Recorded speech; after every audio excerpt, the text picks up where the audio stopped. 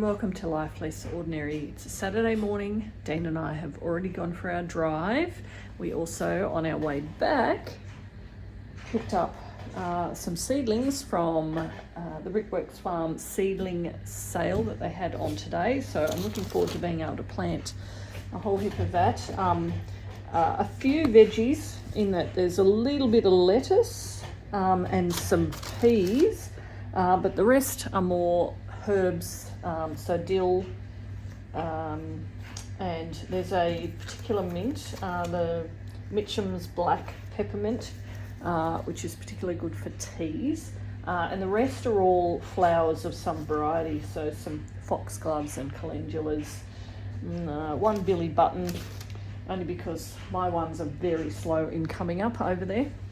Anyway, so that's what we picked up this morning. I've got some sourdough going because we're having pizzas tonight, and while we've been gone, the lawns have been mown, so it's dried out enough to be able to mow. So Tobias has done that. It smells absolutely beautiful out here, freshly mown lawn, and it looks nice. And Salome has continued weeding over where the strawberries and asparagus are. So we actually realised that the strawberry runners went a little bit further down than where we had weeded. So she's done a little bit of more of that while we've been gone. So yay, Salome. So the plan for today is to just continue doing that project over there, weeding as much as we need to over there. We'll need to clean out the chicken house again. It's Saturday, that tends to be when we do that. I also want to amend a few gardens. So Salome's, you've watered and weeded your garden out the front. Yeah, so there's a little bit more weeding because I've got some more flowers that I got from the Brickworks farm. So I've got some blood and bone there that I'm going to try and amend some of her garden with, and then we'll water it again. Yeah, we're just feeling very excited as we come into spring. There are only certain things that we can plant out, so Brickworks Farm Seedlings only sell seedlings that we can plant at the moment, so that's kind of helpful in that respect, so that we don't get all excited and start planting out tomatoes which are going to die because we get snap frosts every so often. Anyway, that's the plan, and maybe I might be able to talk Dean into finishing. We've got another water line that we want to run across to the chicken run. So Dean's, we already have water that is run down there, but we've put another tap in outside of the potager area, but we wanted a tap over to this side. So that may be what he does after he's finished his work, which he's across the road at the moment finishing off some stuff. But, oh, it is so nice, this sun. So we've just come out the front to see how Salome's garden's going. We've got a few annual seedlings in that I planted, probably a good number of weeks ago. So we've got, that looks like a poppy. There's a poppy there. And then we've got snapdragons in that bed over there. Salome's done a good amount of weeding, and it's looking like it is ready for spring planting. So we'll see how we go. What have we got in here? We have, what's that? That's oregano. I'm not sure what this is. And then you've got parsley over here, and I feel like this is some poppy of some kind, but I'm not 100% sure. Sure they're not carrots? No. I don't know. Anyway, we will wait and see. So I guess we need to decide, did you want to plant any of these in here? We can transplant some calendula from the herb garden out the back. There's a whole heap just there, so if you want to go and grab some of that. then you can just put some on the ends that don't have anything. So maybe on this end, possibly even on the other end, maybe. So this is a garlic patch, and as you can see, it's doing really well. We've just been weeding it a little bit, so I've only just got a little bit more to go here. And then this is finished pretty much.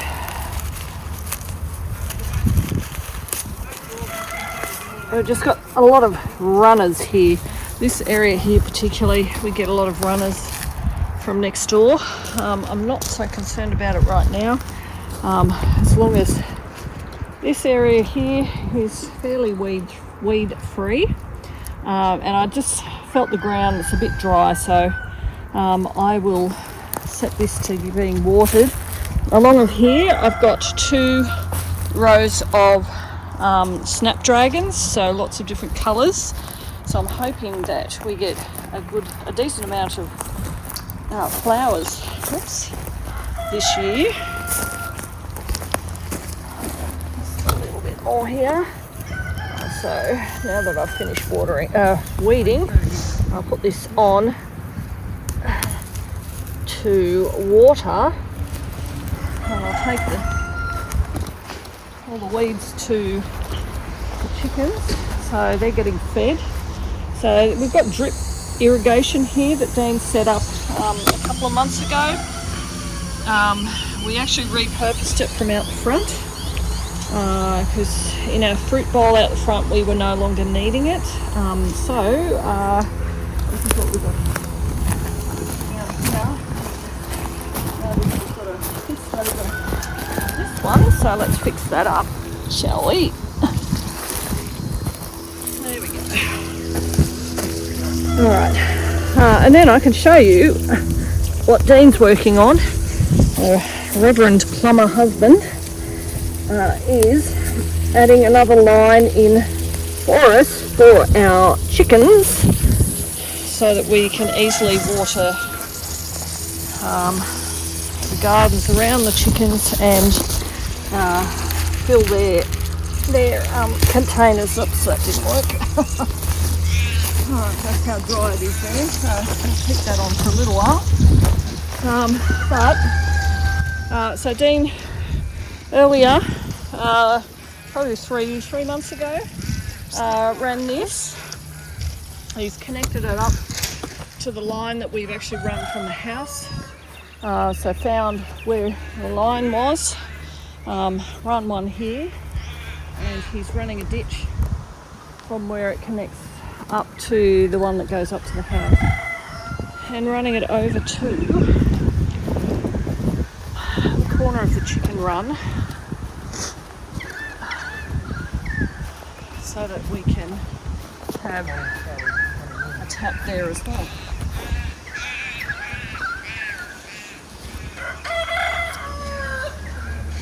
Just a few more things before we call it a day. It's been very productive. But what I have asked Dean to help me with are these trellising. We've had it like this for about 4 years.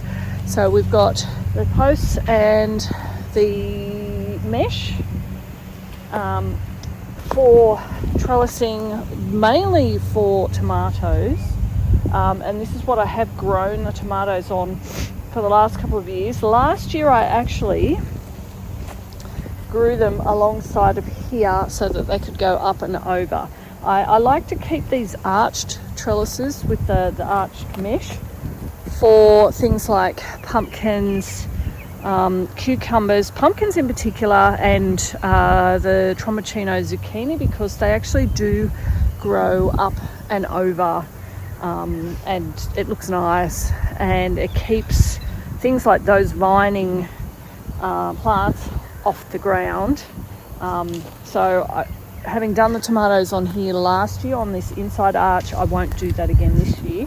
But what I've asked Dean to do is to move these posts and mesh from well, it's sort of well, it's a little over halfway into the garden bed. I'm actually getting him to move this one out onto the edge so that I can plant the tomatoes along of here. So we've actually pulled this one out already, so you can see the holes of where they were. There's another hole up there, and we've just moved it along, and we're just trying to find the cable ties to be able to attach the mesh back on. So that just means that I can still do my pumpkins or cucumbers or other vining things, so watermelons, any of the melons, and then have tomatoes easy access to for cutting, for pruning. And then I have this open space in the middle for things like tomatoes, or for things like lettuce, onions, and just other vegetables that need a bit more space to grow. So that's the plan with that one. So in editing this video, we've just realised that I hadn't actually finished it up, shown you what we've done. So here are the garden beds. So here's the finished product of trellis moved over from here to over here, so that we have this bigger open space in there and easier access to the outside trellising. So these are the 4 beds that we did, and I got a little bit more planting done in terms of onions and some peas, plus the water done over there. So thank you for joining us as we live our life less ordinary.